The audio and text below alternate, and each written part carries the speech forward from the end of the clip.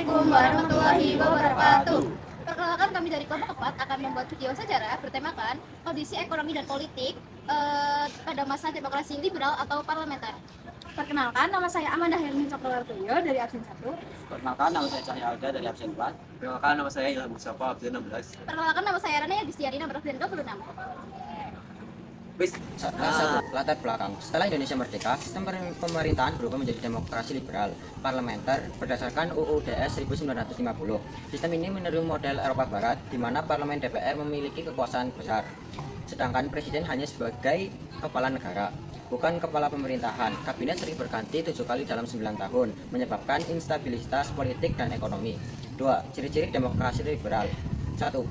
Banyak partai politik, sistem multipartai. 2. Presiden tidak dapat diganggu-gugat. 3. Menteri bertanggung jawab kepada parlemen. 4. Presiden dapat membubarkan DPR. 5. Perdana Menteri diangkat oleh presiden. Yang selanjutnya ada pergantian kabinet tahun 1950 sampai 1959. Yang pertama ada kabinet Natsir tahun 1950 sampai 1951. Programnya yaitu keamanan, ekonomi rakyat, Irian Barat, dan hasilnya Indonesia masuk PBB, muncul Sumitra Plan, jatuh karena mosi tidak percaya dari PNI. Yang kedua ada kabinet Sukiman tahun 1951 sampai 1952. Programnya yaitu kemakmuran rakyat, politik bebas aktif. Masalahnya, Mutual Security Act dengan AS dianggap menyalahi politik bebas aktif, berakhir jatuh. Lalu yang ketiga ada kabinet Nilopo tahun 1952 sampai 1953. Programnya yaitu pemilu, keamanan, ekonomi. Masalah yang terjadi, peristiwa 17 Oktober 1952 dan Tanjung Morawa berakhir jatuh. Lalu yang keempat, ada kabinet Ali Sastro Amijojo 1 tahun 1953 sampai 1955. Programnya yaitu persiapan pemilu, pembebasan Irian Barat, KKA 1955, jatuh karena konflik internal PNI-NU. Lalu yang kelima, ada kabinet Burhanuddin Harahap tahun 1955 sampai 1956. Programnya yaitu melaksanakan pemilu 1955, membubarkan Uni Indonesia Belanda, mengundurkan diri setelah pemilu selesai. Lalu yang keenam, ada kabinet Ali Sastro Amijojo II pada tahun 1956 sampai 1957. Programnya yaitu rencana pembangunan 5 tahun, pembatalan KMP. Masalahnya adalah pergolakan daerah atau PRRI atau Permesta, anti Cina, ekonomi buruk.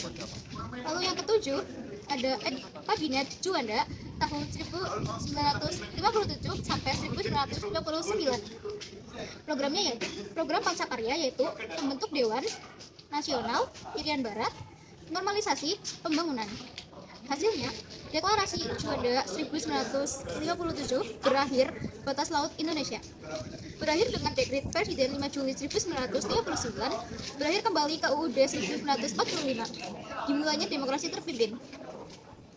Kebijakan ekonomi penting. 1. Gunting Syarif pada tahun 1950 berisi pemotongan nilai uang untuk atasi inflasi. 2. Gerakan Benteng pada tahun 1950 berisi bantu pengusaha pribumi gagal karena penyalahgunaan kredit. 3.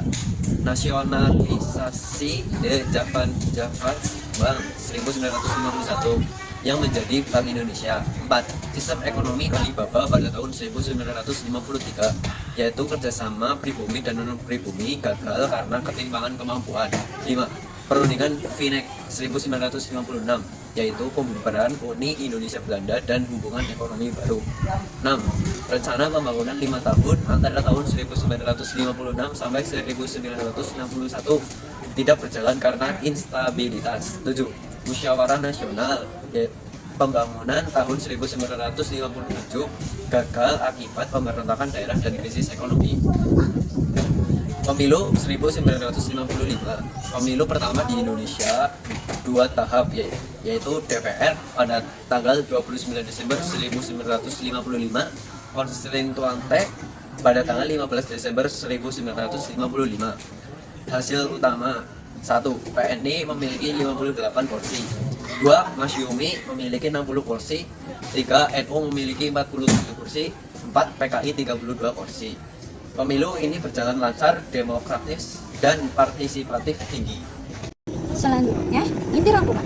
Aspek isi utama, politik sistem parlementer sering ganti kabinet.